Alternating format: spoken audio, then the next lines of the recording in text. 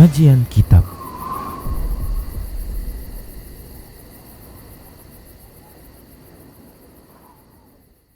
Bismillah, assalamualaikum warahmatullahi wabarakatuh. Innal hamdalillah nahmaduhu wa nasta'inuhu wa nastaghfiruh wa na'udzu billahi min shururi anfusina wa min sayyiati a'malina. Man yahdihillahu fala mudilla lahu wa man yudlilhu fala hadiyalah. Wa asyhadu an la ilaha illallah wahdahu la syarika lah wa asyhadu anna Muhammadan 'abduhu wa rasuluhu sallallahu alaihi wasallam. Qala Allah tabaraka wa ta'ala, ya ayyuhalladzina amanu taqullaha haqqa tuqatih wa la tamutunna illa wa antum muslimun. Ya ayyuhan nasu taqu rabbakum alladzi khalaqakum min nafsin wahidah wa khalaqa minha zawjaha wa bassa minhuma rijalan katsiran wa nisaa'a.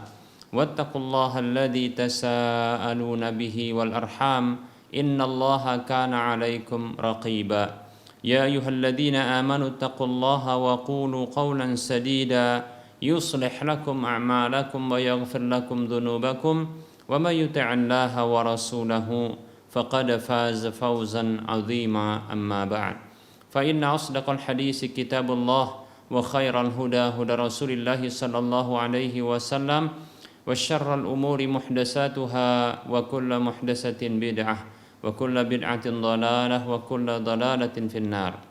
Para hamba Allah rahimani wa rahimakumullah, para pemirsa Rosyad TV dan para pendengar Radio Medan Mengaji di mana saja Anda berada, rahimani wa rahimakumullah. Alhamdulillah, kita senantiasa bersyukur kepada Allah atas semua nikmat yang Allah berikan. Selawat serta salam tak lupa kita ucapkan untuk Nabi kita Muhammad sallallahu alaihi wasallam.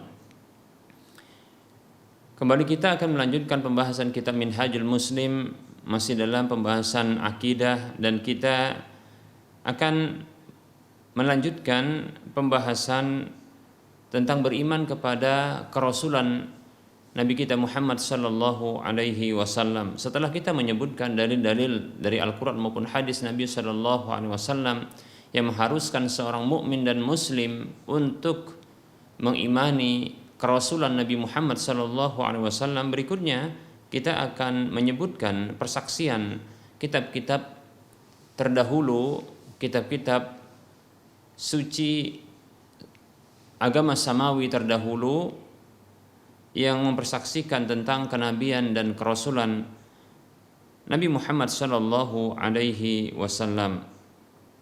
Sebagaimana yang disebutkan di dalam kitab Taurat dan Injil, di mana Nabi Musa dan Nabi Isa mengkabarkan kepada kaumnya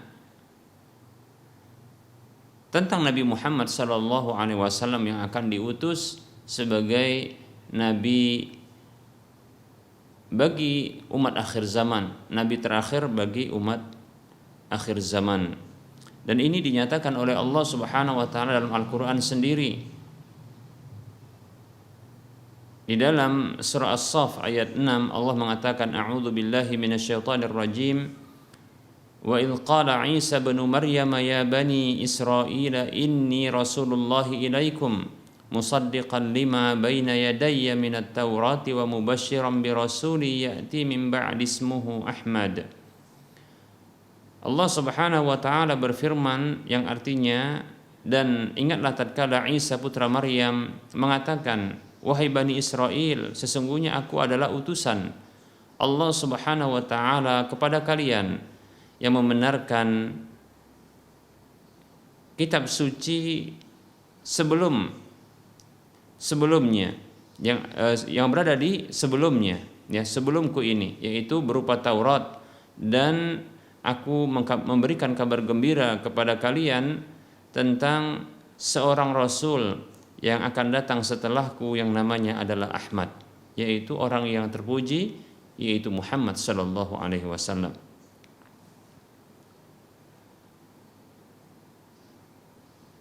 Allah Subhanahu wa taala mengkabarkan lewat ayat ini bahwa Nabi Isa putra Maryam tatkala beliau diutus alaihi salam oleh Allah Subhanahu wa taala maka diperintahkan oleh Allah Subhanahu wa taala untuk memberikan pengkabaran kepada Bani Israel, yaitu umat yang khusus beliau diutus kepada mereka. Itu Nabi Isa diutus kepada Bani Israel secara khusus, mengkabarkan ya dan membenarkan kitab suci sebelum Nabi Isa alaihissalam, yaitu Taurat, dan sekaligus mengkabarkan bahwa akan ada seorang rasul yang datang setelah beliau yang bernama atau yang bersifat dengan Ahmad, ya, yang bersifat dengan Ahmad, yang artinya adalah orang yang terpuji, dan itu adalah maksudnya Nabi Muhammad sallallahu alaihi wasallam, yang nama beliau sallallahu alaihi wasallam, nama lain beliau selain Muhammad adalah Ahmad ketika di waktu kecil beliau. Baik para hamba Allah rahimani wa rahimakumullah. Kemudian Allah Subhanahu wa taala mengkabarkan atau menyebutkan di dalam surah Al-A'raf ayat 187, Allah mengatakan, A'udzu billahi minasyaitonir rajim. Alladzina yattabi'una ar-rasula an-nabiyyal ummiyya alladzi yajidunahu maktuban 'indahum fit Taurati wal Injili ya'muruhum bil ma'rufi wa yanhahum 'anil munkar wa yuhillu lahumut thayyibati wa yuharrimu 'alaihimul khaba'is. Allah berfirman yang artinya yaitu orang-orang yang mereka mengikuti Rasul Nabi yang ummi, yang tidak bisa membaca dan tidak bisa menulis, yang mereka dapatkan yaitu tersebutkan di sisi mereka di dalam kitab Taurat dan Injil mereka. Dia, Nabi tersebut, Rasul tersebut memerintahkan mereka dengan kebaikan dan melarang mereka dari kemungkaran, dan menghalalkan untuk mereka hal-hal yang baik dan mengharamkan atas mereka hal-hal yang buruk. Demikian, ini pengkabaran Allah Subhanahu wa taala bahwa memang di dalam kitab Taurat dan Injil terdapat penyebutan Nabi kita Muhammad sallallahu alaihi wasallam yang memiliki sifat-sifat berikut ini, ya, yaitu memerintahkan kepada kebaikan, melarang kepada melarang dari kemungkaran, menghalalkan yang baik-baik, dan mengharamkan hal-hal yang buruk. Demikian. Oleh karenanya dalam kitab Taurat tersebutkan, dan kita akan menyebutkan redaksi Arabnya, ya, disebutkan dalam kitab Taurat seperti ini, saufa uqimu lahum nabiyan mislaka min baini ikhwanihim wa aj'alu kalami fihi wa yukallimuhum bi kulli syai'in amuruhu bihi wa man lam yuti' kalamahu alladhi yatakallamu bismi fa ana akunu al-muntaqimu min dzalika. Disebutkan dalam kitab Taurat, ya, kalau aku akan mengutus seorang nabi sepertimu untuk mereka dari kalangan saudara-saudara mereka. Maksud dari saudara mereka adalah, ya, dari saudara kalangan anak turunan dari Nabi Ismail, ya, anak turunan dari Nabi Ismail. Demikian.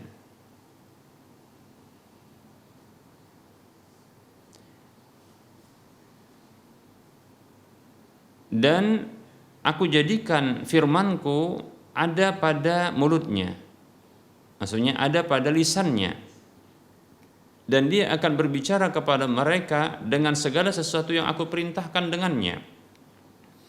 Dan siapa saja yang tidak mentaati perkataannya yang dia berbicara dengan namaku, maka aku akan membalasnya. Ya. Nah, ini pernyataan dalam redaksi bahasa Arab yang terdapat dalam kitab Taurat. Baik para hamba Allah rahimani wa rahimakumullah. Nah, kabar gembira seperti ini yang terdapat di dalam kitab Taurat, ya, ini bisa kita saksikan, ya, pada hari ini apabila, ya, kitab Taurat tersebut tidaklah dirubah-rubah tentunya, ya. Andaikan, ya, kitab Taurat tersebut tidak dirubah-rubah, tentu pengkabaran seperti ini akan kita dapatkan dari Allah Subhanahu wa taala yang termaktub atau tercatat di dalam kitab Taurat, ya. yang mempersaksikan tentang kenabian Nabi kita Muhammad sallallahu alaihi wasallam dan mempersaksikan kerasulan beliau sallallahu alaihi wasallam, sekaligus ya kewajiban untuk mentaati beliau, ya senantiasa mengikuti beliau. Nah, ini merupakan hujjah bagi orang-orang Yahudi, ya. Andaikan mereka itu tidak melakukan pentakwilan atau tidak merubah-rubah ya kitab suci mereka tersebut. Dalam kitab Taurat tersebut disebutkan tadi kalimat saufa uqimu lahum nabiyyan. Ini redaksi dalam bahasa Arab. Ya, kelak aku akan, kalimat saufa di sini menunjukkan jangka waktu yang begitu panjang, jeda yang begitu panjang. Saufa uqimu lahum nabiyya. Kalau aku akan bangkitkan, tegakkan untuk mereka, bagi mereka seorang nabi. Nah, ini merupakan persaksian Allah Subhanahu wa taala di dalam kitab Taurat, ya, tanpa ada keraguan lagi itu tentang kenabian dan kerasulan Nabi kita Muhammad sallallahu alaihi wasallam. Nah, karena yang menjadi objek yang diajak bicara ketika itu adalah Nabi Musa alaihissalam. Nabi Musa alaihissalam, yang ketika itu beliau adalah seorang nabi dan rasul, demikian. Dan ketika disebutkan ya ungkapan saufa uqimu lahum nabiyyan mislaka, ya, kalau aku akan tegakkan atau bangkitkan untuk mereka seorang nabi sepertimu, yang diajak bicara di sini adalah Nabi Musa alaihissalam, menunjukkan bahwa nabi yang akan ditegakkan atau yang akan diutus tersebut adalah ya seorang yang seperti Nabi Musa alaihissalam, yaitu yang dia seorang nabi sekaligus seorang rasul, ya. Demikian para hamba Allah rahimani wa rahimakumullah.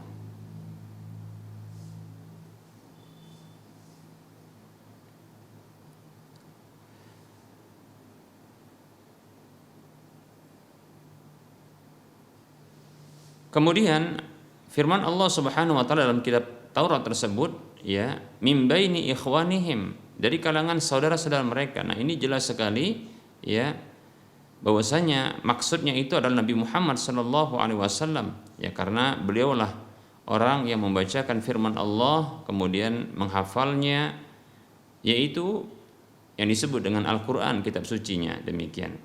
Kemudian Allah mengatakan yukallimuhum bikulli syai'in, yaitu nabi tersebut akan berbicara dengan mereka ya dengan segala hal, ya, dengan segala hal, maksudnya segala hal yang diperintahkan oleh Nabi Muhammad sallallahu alaihi wasallam, ya.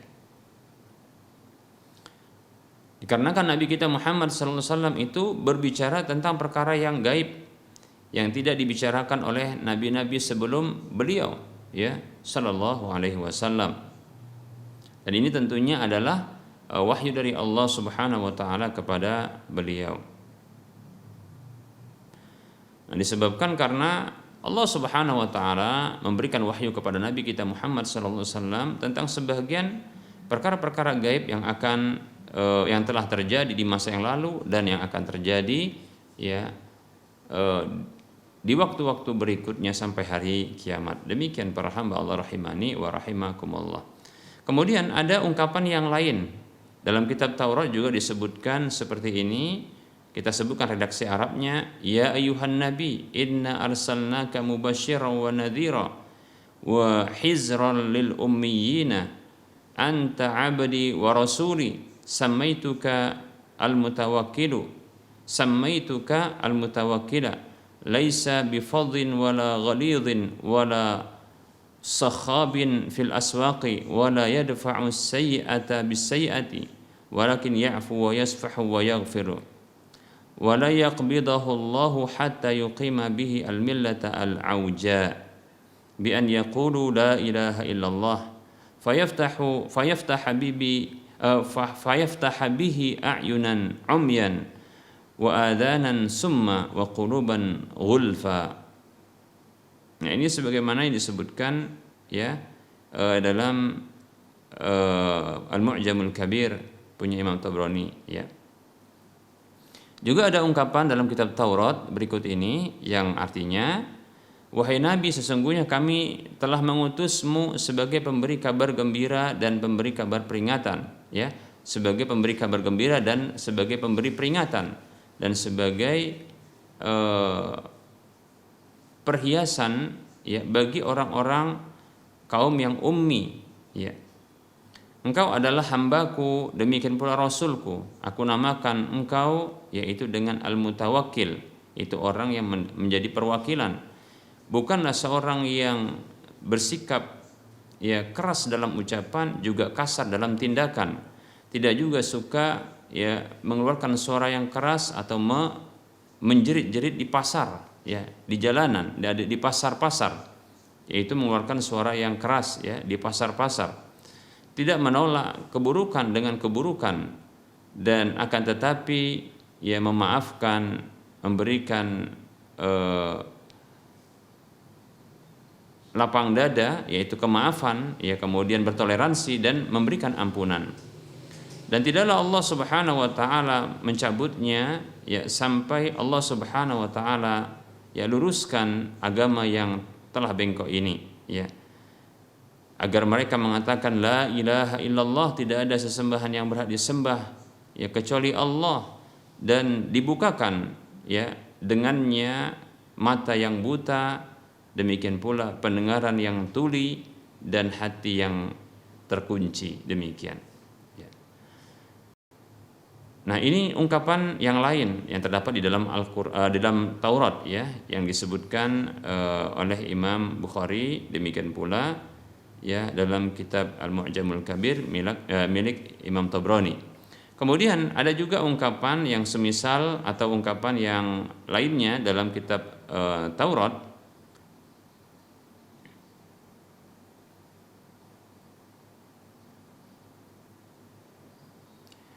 Hum agharuni bi ghairillahi wa aghdabuni bima'budatihim al-batilati wa ana aghyaruhum bighairi sya'bin wa bisya'bi jahilin aghdabuhum, ya.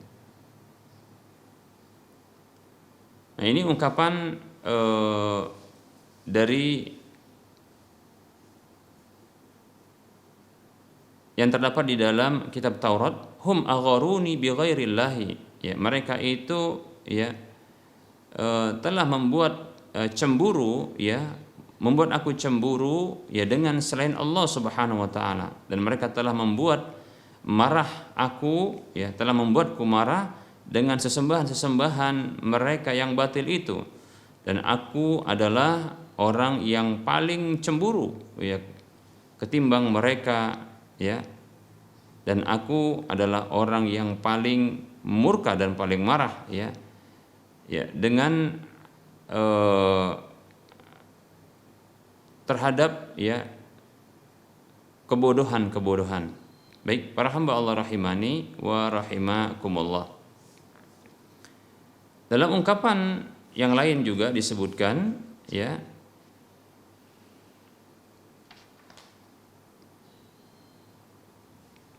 kita akan sebutkan dalam ungkapan yang lain, itu ungkapan yang terdapat dalam kitab Injil, ya, dalam kitab Injil tentang pengkabaran Nabi Muhammad sallallahu alaihi wasallam.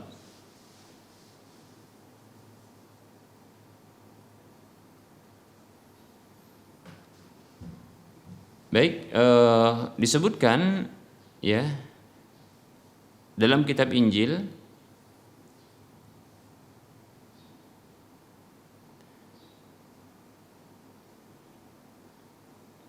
fi tilkal ayyami jaa Yuhanna al-Ma'madani yakrizu fi bariyatil yahud qailan tubu li annahu qad iqtaraba malakutis samawati.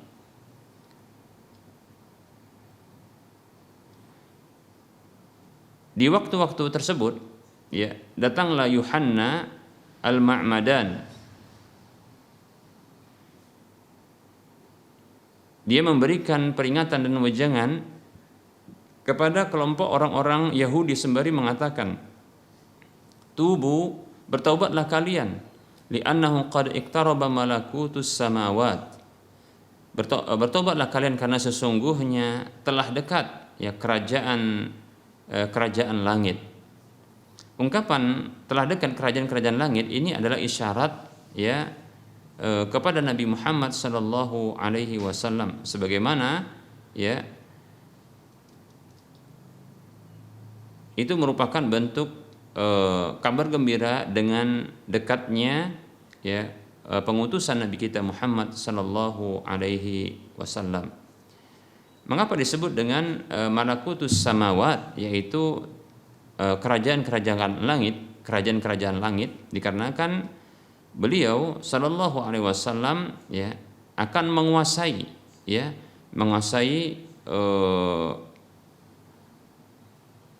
bumi ini atau dunia ini ya, dan memberikan hukum ya dengan ya hukum yang berasal dari langit. Demikian ya. Baik para hamba Allah rahimani wa rahimakumullah. Kemudian dalam ungkapan yang lain disebutkan yusbihu malakutus samawati habbata khardalin ya akhadaha insanun wa zara'aha fi haqlihi wa hiya asgharu jami'il buduri walakin mata namat fahiya akbarul buquli.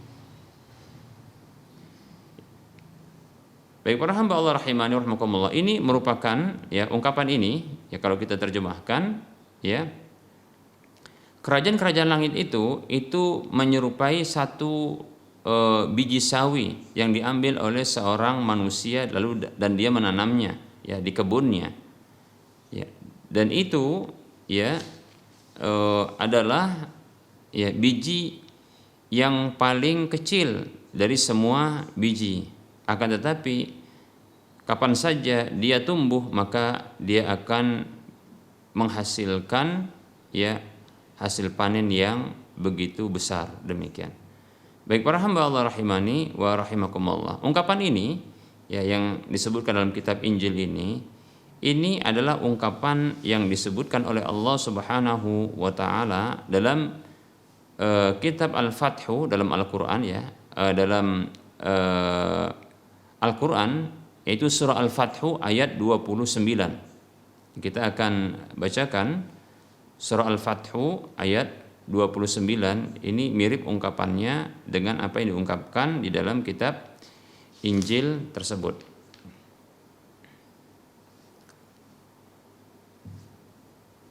Allah Subhanahu wa taala berfirman, A'udzu billahi minasyaitonir rajim. Wa mathaluhum fil injili kazar'in akhraja syata'ahu fa'azarahu fastaghladha fastawa ala suqihi yu'jibu az-zurra'a liyaghidha bihimul kuffar. Ya. Allah Subhanahu wa taala berfirman,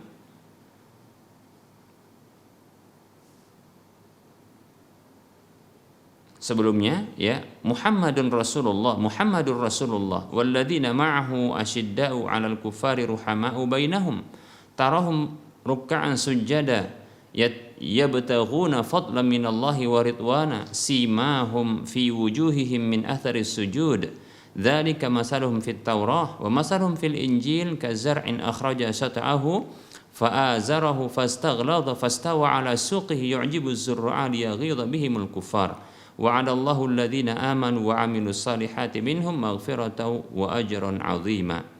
Allah Subhanahu wa taala berfirman yang artinya Muhammad itu sallallahu alaihi wasallam adalah utusan Allah dan orang-orang yang bersamanya itu memiliki sikap yang keras terhadap orang-orang kafir, namun mereka berkasih sayang terhadap sesama mereka.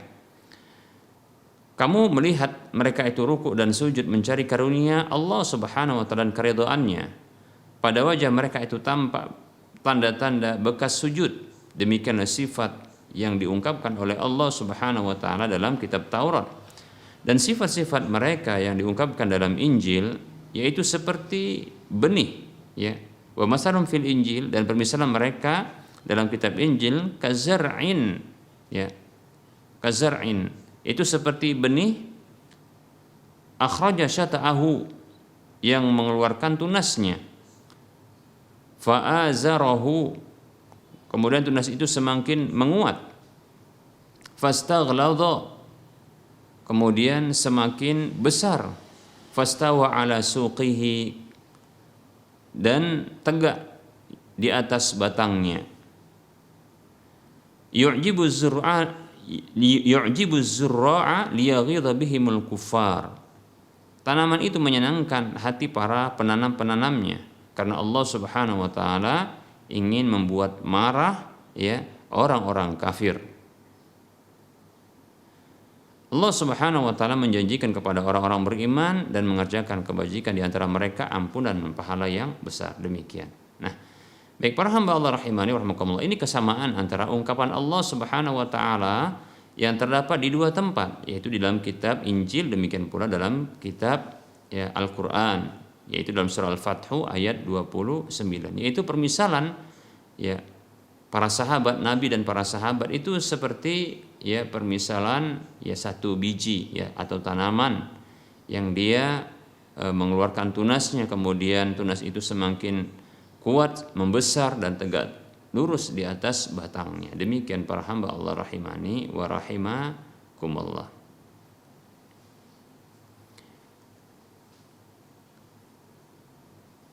Baik para hamba Allah rahimani wa rahimakumullah.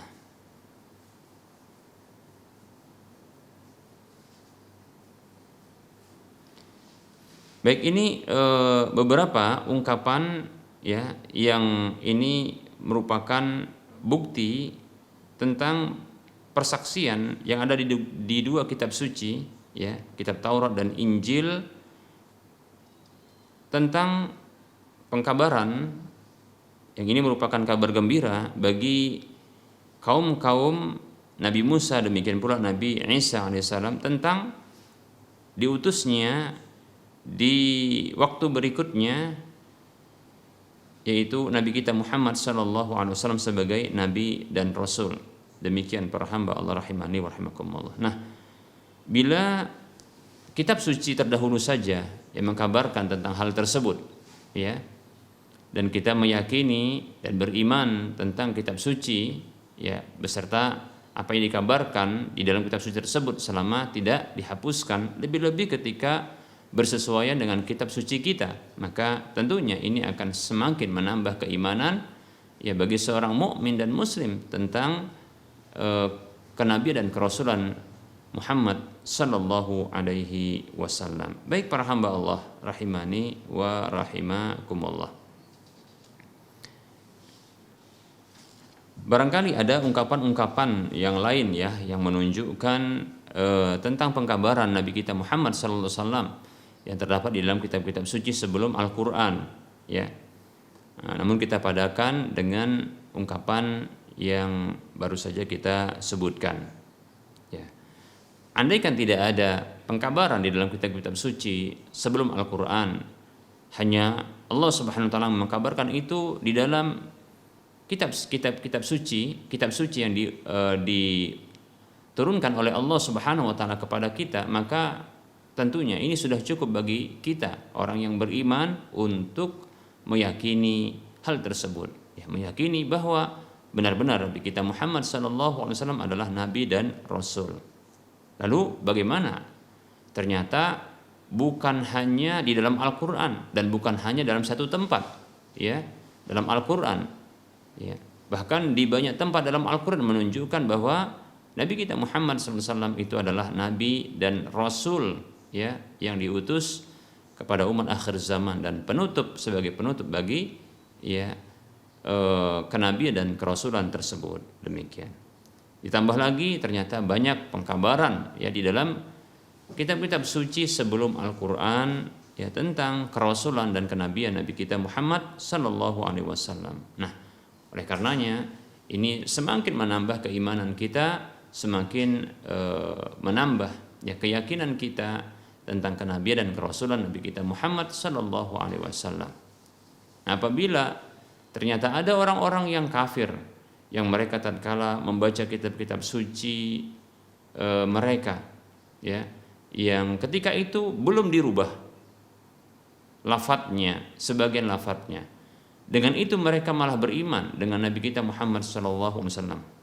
Lalu mengapa ya kita harus pula mengingkari kerasulan dan kenabian Nabi Muhammad sallallahu alaihi wasallam? Atau mungkin kita tidak mengingkari dengan lisan kita. Kita tidak mengingkari ya kenabian dan kerasulan Nabi Muhammad SAW tersebut dalam hati kita. Namun ternyata kita mengingkari itu dalam perbuatan-perbuatan kita. Di mana kita tidak mentaati beliau karena konsekuensi kerasulan atau konsekuensi dari keyakinan atau keimanan kepada kerasulan Nabi Muhammad SAW adalah menuntut kita untuk ya mentaati beliau, ya mengambil petunjuk, bimbingan dan arahan dari beliau di dalam beragama ini, bukan kepada ya tokoh-tokoh atau orang-orang yang lainnya. Demikian para hamba Allah rahimani wa rahimakumullah. Baik, para hamba Allah rahimani wa rahimakumullah, barangkali materi kita cukupkan terlebih dahulu penyampaiannya pada hari ini. Insyaallah ta'ala kita akan sebutkan pada waktu mendatang tentang dalil-dalil akal yang menunjukkan keharusan bagi seorang mukmin, seorang muslim mengimani kerasulan dan kenabian Nabi kita Muhammad sallallahu alaihi wasallam. Beserta pada waktu mendatang insyaallah ta'ala kita akan menyebutkan sebahagian mukjizat-mukjizat yang telah Allah Subhanahu wa taala berikan kepada Nabi kita Muhammad sallallahu alaihi wasallam. Baik, para hamba Allah rahimani wa rahimakumullah, kita buka saja sesi soal jawab ya. Kita akan buka sesi soal jawab.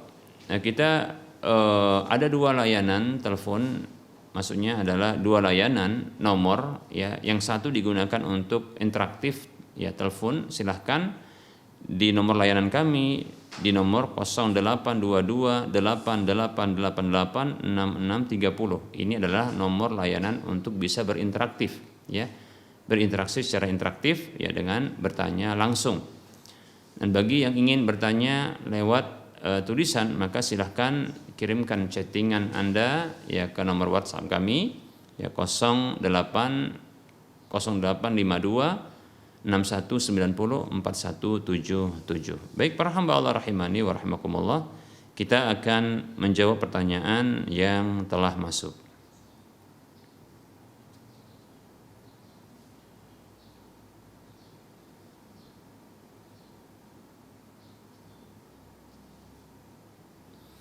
Ada pertanyaan, Assalamualaikum. Maaf Ustaz, izin bertanya, bolehkah membayar fidyah untuk satu orang miskin saja? Waalaikumsalam warahmatullahi wabarakatuh. Yang bisa saya pahami dari pertanyaan ini adalah maksudnya adalah membayar fidyah untuk satu orang miskin saja atau satu keluarga saja dengan cara bertahap pembayarannya, tidak kontan ya. Seperti mungkin maksudnya adalah ya apabila memiliki hutang puasa, maksudnya adalah tidak berpuasa dikarenakan diberikan dispensasi untuk tidak berpuasa di bulan Ramadan dan memiliki kewajiban setelah itu adalah membayar fidyah ya. Lalu dibayarkan itu kepada satu orang dengan cara bertahap ya. Satu hari untuk diberikan kepadanya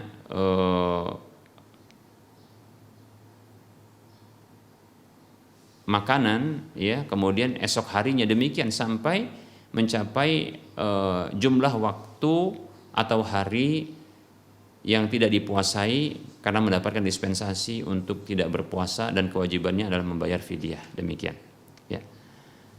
Baik, perlu saya sampaikan terlebih dahulu bahwasanya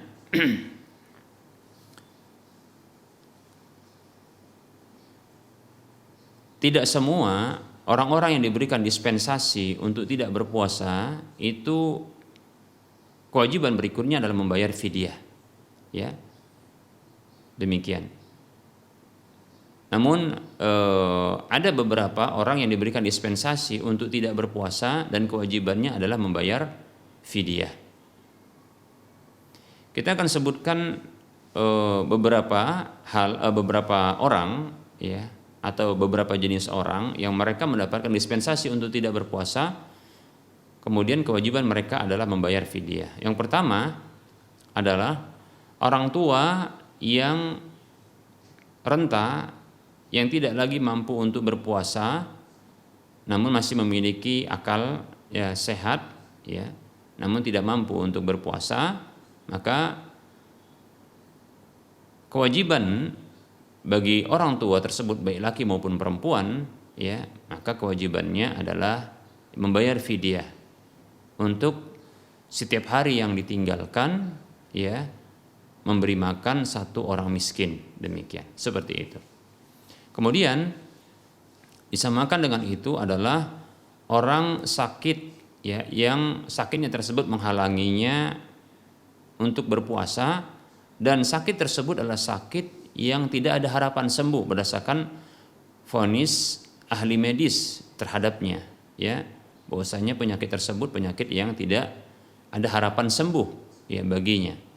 Maka ketika itu kewajiban bagi dirinya selagi dia memiliki akal ya sehat, maka kewajiban ketika mendapatkan dispensasi untuk tidak berpuasa itu adalah membayar fidyah ya, seperti itu. Sama seperti orang tua yang tua renta tersebut yang tidak mampu berpuasa, demikian.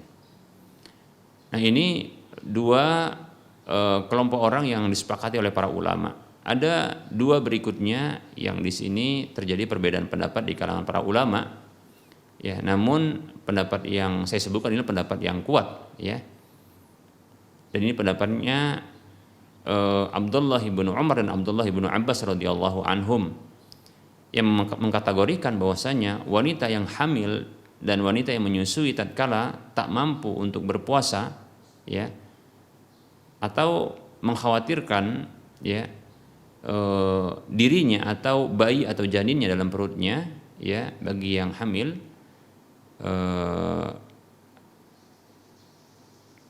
mengalami kemudaratan, maka diberikan dispensasi bagi wanita yang hamil atau menyusui tersebut untuk tidak berpuasa, dan kewajibannya setelah itu adalah membayar fidyah menurut pendapat yang kuat atau yang rajih, wallahu taala alam. Dan ini pendapat yang sudah kita sebutkan tadi adalah pendapat Ibnu Abbas dan Ibnu Umar radhiyallahu anhum, demikian. Baik, kemudian cara memberi makan fidyah itu ya, kita katakan fidyah itu adalah memberi makan, karena Allah SWT mengatakan fidyatun ta'amu miskin ya, fidyah makanan bagi orang miskin. Jadi fidyah itu adalah dengan memberi makan ya, bukan dengan memberi uang, demikian ya. Dan itu diberikan kepada orang miskin, demikian. Untuk satu hari yang ditinggalkan itu memberi makan satu orang miskin. Dan itu adalah caranya ada dua, maksudnya adalah memilih salah satu dari dua cara ini. Yang pertama adalah memberikan bahan makanan pokok yang dia belum dimasak ya, bahan makanan pokok ya, seperti contohnya kalau di negeri kita ini adalah beras ya, demikian. Dan para ulama berbeda pendapat ya tentang takarannya. Ada yang menetapkan adalah seperempat sok ya, seperempat sok yaitu satu mud. Ada pendapat yang mengatakan 2 sok ya, 2 sok yaitu setengah maaf ya, bukan 2 sok tapi 2 mud yaitu setengah sok, demikian. Setengah sok yaitu setengah dari pembayaran zakat fitri kita. Ada berpendapat adalah seperempatnya, seperempat sok yaitu 1 mudnya, demikian ya, atau seperempat dari pembayaran zakat fitri kita. Ini ada terjadi perbedaan pendapat. Wallahu taala alam, saya condong adalah pembayaran fidyah tersebut dengan setengah sok ya, sebagaimana yang dinyatakan oleh Ibnu Abbas radhiyallahu anhuma ketika putrinya tidak berpuasa karena hamil, maka beliau memerintahkan untuk membayar fidyah, memberi makan orang miskin dengan setengah sok ya dari bahan makanan, demikian, seperti itu. Baik ya, Ini cara yang pertama. Nah, kalau pembayaran dengan bahan makanan pokok yang sifatnya belum diolah seperti ini, maka bisa sekaligus ya kepada satu keluarga atau satu orang, ya. Bisa dengan sekaligus ya diberikan, ya. Tinggal tadi kita katakan ya 2,5 sok bagi berpendapat ya 2 mud atau setengah sok, ya, atau setengah dari pembayaran zakat fitri itu bagi berpendapat dengan pendapat ini, atau 1 mud yaitu 1/4 sok atau 1/4 dari pembayaran zakat fitri itu dikalikan hari-hari yang ditinggalkan, kemudian diberikan ya disiapkan bahan makanan pokok berupa beras tersebut, lalu diberikan kepada satu orang miskin, maka ini sudah mencukupi. Demikian, ya. Seperti itu. Ada cara yang kedua, ya ini pilihan tentunya, ya, memilih yang cara pertama atau cara kedua, yaitu memberikan makan kepada orang miskin, ya, itu dengan bahan makanan yang sudah diolah dan siap santap, siap saji. Demikian. Ini sebagaimana yang dilakukan oleh Anas bin Malik radhiyallahu anhu tatkala beliau sudah tua dan beliau tidak mampu berpuasa, maka beliau membayar fidyah dengan mengundang 30 orang miskin, lalu beliau buatkan makanan sarit, lalu beliau pun membuat kenyang mereka. Demikian. Ini boleh dilakukan demikian, ya, seperti itu, ya. Atau dengan cara yang lain, namun dengan makanan yang siap saji, itu boleh diberikan kepada satu orang, ya, diberikan kepada satu orang, tapi dengan cara bertahap pembayarannya, ya. Contohnya untuk satu keluarga yang mereka berjumlah mungkin 3 atau 4 atau 2 orang, tapi mereka miskin, atau satu orang yang miskin, ya, diberikan setiap hari, ya, sampai sejumlah hari-hari yang ditinggalkan karena mendapatkan dispensasi untuk tidak berpuasa, maka ini juga dibolehkan. Maka bukan merupakan kebijaksanaan, ya, apabila memberikan, ya, makanan siap saji dengan 30, ya, 30 kita katakan nasi bungkus, ya, lalu diberikan kepada satu orang ini, ya, tentunya dia tidak akan mampu untuk menghabiskannya. Jika dia mau, maka silahkan, ya, ini disebar, dibagikan kepada orang-orang miskin, ya, sejumlah hari yang ditinggalkan karena mendapatkan dispensasi untuk tidak berpuasa. Demikian, ya, seperti itu. Namun bila mencicil dengan diberikan kepada satu orang setiap harinya, maka ini dibenarkan. Wallahu ta'ala a'lam.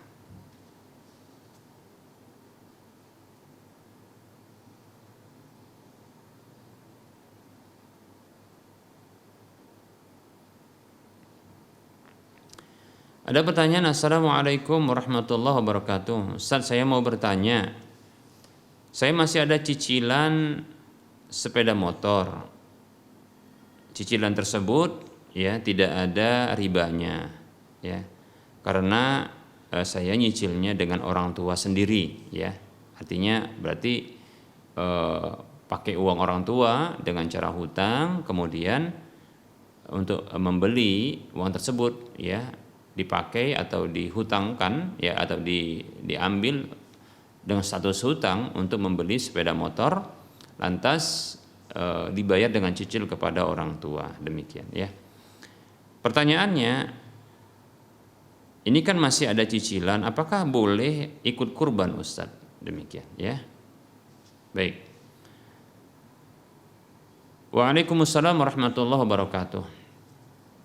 Seseorang yang memiliki hutang dan hutang tersebut memiliki jatuh tempo yang dia bertahap, ya, jatuh temponya, ya, maka bila diprediksi mampu untuk membayar hutang tersebut di waktu-waktu jatuh tempo, ya, dan bersamaan itu ada sisa uang untuk bisa digunakan berkurban, maka tentunya ini, ya, dibolehkan, bahkan masih dianjurkan bagi orang tersebut atau disyariatkan bagi orang tersebut untuk ya ikut ya kurban, sedekah, bahkan yang lainnya, ya dibolehkan. Karena sesungguhnya orang ini memiliki kemampuan, ya memiliki kemampuan berinfak, kemampuan bersedekah, kemampuan juga berkurban dan seterusnya, ya dari ibadah-ibadah terkait dengan harta. Demikian boleh, ya bila mampu untuk membayar hutang di waktu setiap jatuh tempo dari tahapan-tahapan pembayaran hutang tersebut, bersama dengan itu ada kelebihan, ya maka masih disyariatkan bagi orang tersebut untuk bisa beribadah dengan hartanya, seperti berinfak, bersedekah, ya begitu juga akikahan, ya kurban dan seterusnya. Wallahu taala a'lam.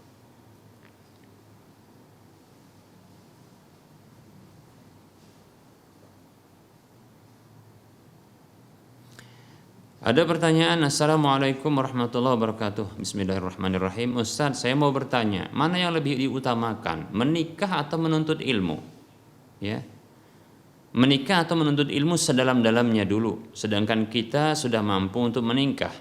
Tolong penjelasannya Ustaz, mana yang lebih utama? Waalaikumsalam warahmatullahi wabarakatuh. Perlu diketahui bahwasanya menikah merupakan keutamaan, menuntut ilmu juga merupakan keutamaan. Padanya masing-masing ada keutamaannya tentunya, ya. Dan itu merupakan petunjuk Nabi Shallallahu Alaihi Wasallam, ya. Menikah itu adalah jalan para nabi dan rasul, ya. Mereka menikah memiliki pasangan hidup dan anak-anak keturunan, demikian, ya, seperti itu. Bahkan, ya, Rasulullah mengatakan sallallahu alaihi wasallam, ya ma'syarus syabab man istata'a minkum alba'ah falyatazawwaj, ya wahai para pemuda, siapa saja di antara kalian yang mampu untuk menikah maka menikahlah, demikian. Fa innahu aghaddu lil basari wa ahsanu fil farji, karena sesungguhnya ya itu lebih mampu untuk menundukkan pandangan dan lebih mampu untuk ya menjaga kemaluan, demikian, ya. Jadi menikah, ya ini ada keutamaan yang besar, ya keutamaan yang besar. Lebih-lebih kita katakan di sana juga ada pahala, ya pahala berinteraksi dengan pasangan hidup, ya seperti itu. Bahkan ya kata Nabi SAW, itu merupakan bentuk menyempurnakan setengah agama, demikian, ya. Menuntut ilmu juga merupakan keutamaan, ya merupakan keutamaan, ya merupakan keutamaan menuntut ilmu. Bahkan menuntut ilmu agama ini merupakan jalan yang paling cepat dan paling mudah untuk bisa menuju surga. Kata Nabi SAW, man salaka tariqan yaltamisu fihi ilma sahalallahu lahu bihi tariqan ilal jannah. Siapa saja menempuh jalan untuk menuntut ilmu, maka Allah mudahkan baginya jalan, ya menuju surga. Ya perhatikan, ini luar biasa, ini hadis riwayat Muslim. Ya. Dan banyak sekali keutamaan menuntut ilmu, sampai-sampai para ulama ya membuat satu kitab khusus tentang ya ilmu, ya keutamaan ilmu dan menuntut ilmu, ya Kitabul Ilmi, demikian, ya itu nama kitabnya. Baik para hamba Allah rahimani wa rahimakumullah. Nah, kedua hal ini merupakan keutamaan, ya memiliki keutamaan masing-masing. Kita katakan jika mampu untuk menggabungkan keduanya, maka kita katakan maka lakukan, ya maka dilakukan. Dan saya katakan ya para salaf dahulu di antara mereka ada yang menggabungkan hal seperti ini, jika mampu, dan itu mampu, ya. Para salaf ya seperti Abu Bakar, Umar, Utsman, mereka belajar Islam ini bahkan ketika Nabi kita Muhammad SAW diutus, mereka ini dalam kondisi sudah menikah, ya. Namun mereka menjadi orang-orang hebat, ya ketika mereka masuk Islam dan mereka menuntut ilmu, demikian. Begitu juga sahabat-sahabat yang lain, demikian, ya. Ya. Begitu juga kita dapatkan para asatidah kita, ustadz-ustadz kita yang luar biasa, mereka mampu untuk melanjutkan pendidikan S2 dan S3 ya di luar negeri ya, ketika kuliah di luar negeri pendidikan agama mereka, namun mereka sudah dalam kondisi menikah. Demikian. Jadi sesungguhnya pernikahan itu tidaklah menghalangi ya untuk menuntut ilmu, sebagaimana ya menuntut ilmu itu tidak menghalangi pernikahan. Miliki mindset seperti ini, pola pikir seperti ini, agar ya ketika kita dalam kondisi menuntut ilmu, kita ini bisa menikah. Sebagaimana dalam kondisi kita menikah, kita bisa menuntut ilmu.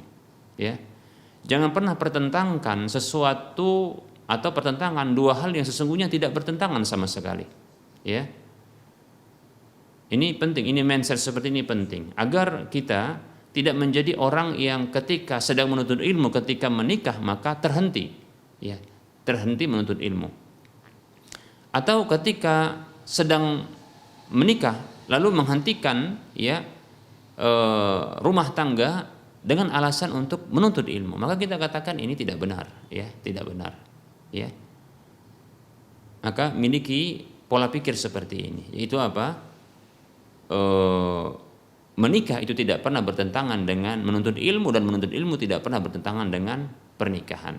Lihatlah para salaf dahulu, ya, mereka dalam kondisi menikah mereka bisa menuntut ilmu. Demikian pula kita lihat ya para ustadz-ustadz kita yang luar biasa, masya Allah, bahkan mereka bisa mendapatkan ilmu, bahkan meraih gelar pendidikan agama mereka seperti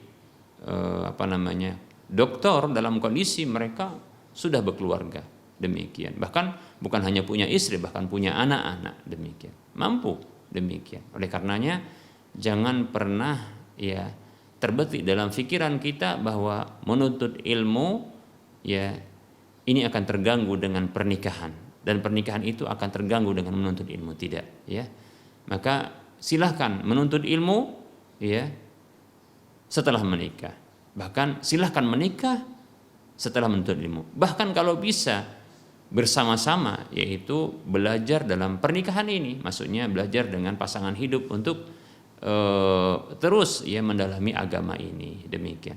Kalau mampu untuk bersamaan, yaitu ketika menikah, di awal menikah, sekaligus ketika itu di awal menuntut ilmu, maka silahkan. Demikian. Nah tentunya hal-hal ketika dalam pernikahan ini, ya ini tentunya tanggung jawab semakin besar, ya semakin besar ketika menikah, karena harus ada yang ditanggung, selain menanggung diri sendiri dan menanggung juga istri dan anak-anak apabila nanti lahir dari pernikahan tersebut anak-anak. Demikian, ya.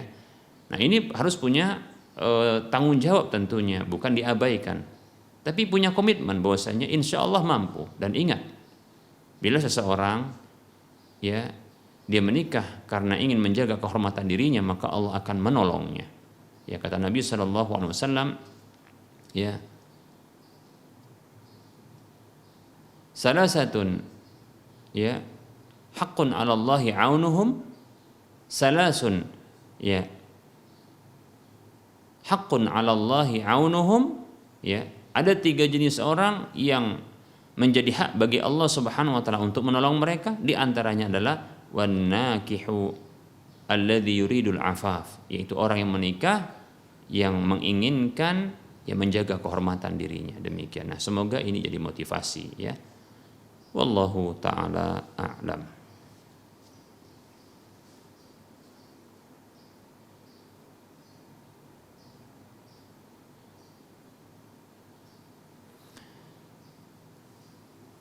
Bismillahirrahmanirrahim. Assalamualaikum warahmatullahi wabarakatuh. Ustaz, mohon bertanya bagaimana apabila istri safar tanpa ditemani mahram, tapi dengan izin dan ridho suami, apakah boleh seorang istri safar tanpa mahram? Mohon penjelasannya Ustaz. Jazakallahu khaira wa barakallahu fiik.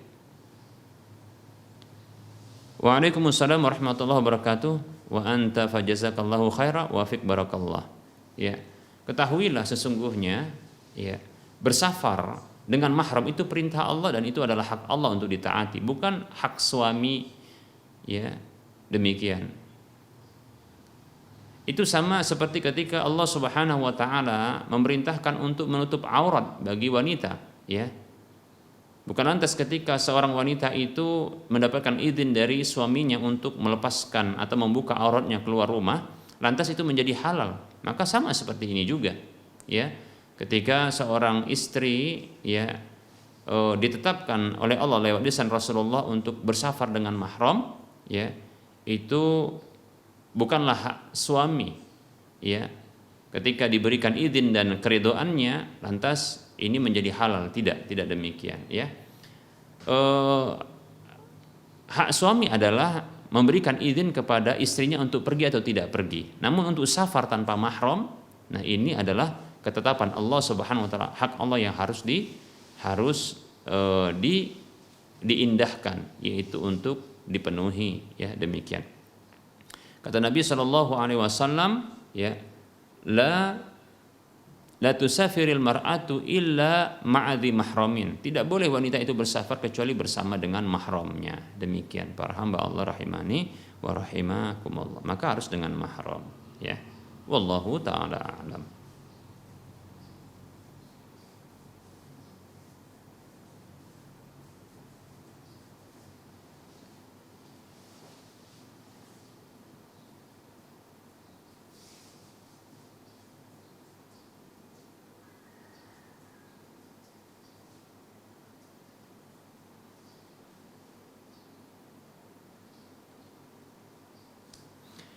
Assalamualaikum Ustadz, ada seorang ibu rumah tangga, dia selalu merasa dizalimi suaminya karena si suami tidak memberi nafkah istrinya, dan malah sebaliknya si istri yang memenuhi kebutuhan keluarga. Dan kebiasaan suami suka marah dan perokok, lama-lama si istri nggak kuat.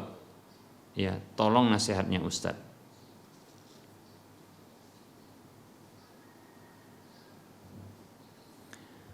Waalaikumsalam warahmatullahi wabarakatuh. Ya, semoga Allah Subhanahu wa taala memberikan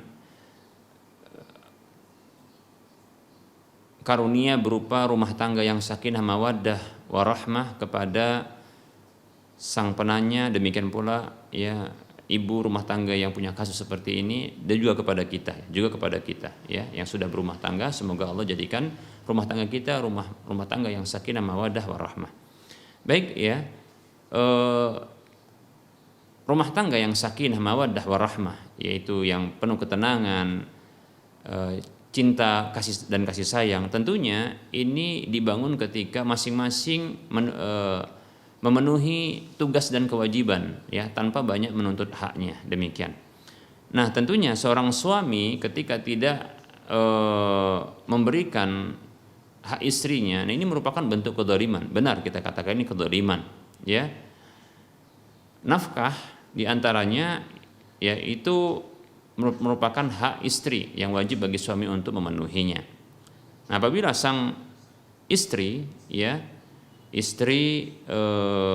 merasa keberatan dengan kondisi seperti ini, maka dia bisa mengajukan atau menggugat suaminya, atau kita katakan bisa mengadukan suaminya ke pihak yang berwenang, dalam hal ini adalah pihak KUA, untuk memberikan nasihat kepadanya, demikian, ya, atau pihak ustadz, ya, ahli ilmu yang bisa memberikan nasihat kepada sang suami tersebut. Ya, silahkan sang suami itu dilaporkan, ya, kepada pihak yang bisa memberikan nasihat kepada dirinya, demikian, ya.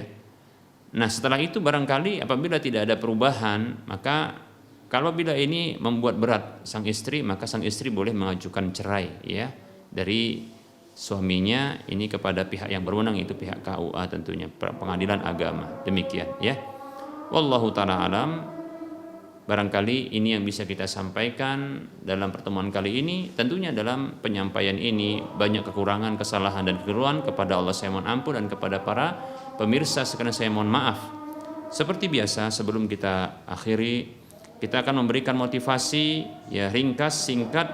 Mari kita berdonasi, ya, untuk membebaskan lahan yang nantinya di lahan ini akan dibangun Masjid Al-Muwahhidin untuk wilayah Medan dan sekitarnya.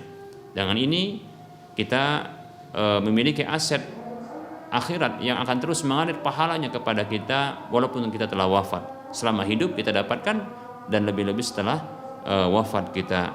Silakan salurkan donasi Anda ke Bank Syariah Mandiri atau Bank Syariah Indonesia di nomor 7127485555 atas nama Yayasan Lajnah Dakwah Medan, kode bank 451. Saya ulangi, di nomor 7127485555 Bank Syariah Mandiri atau Bank Syariah Indonesia atas nama Yayasan Lajnah Dakwah Medan, kode bank 451. Semoga Anda termotivasi dan semoga bermanfaat. Wassallallahu ala Muhammad wa ala alihi wa ashabihi ajma'in. Subhanakallahumma wa bihamdika asyhadu an la ilaha illa anta astaghfiruka wa atubu ilaika walhamdulillahi rabbil alamin.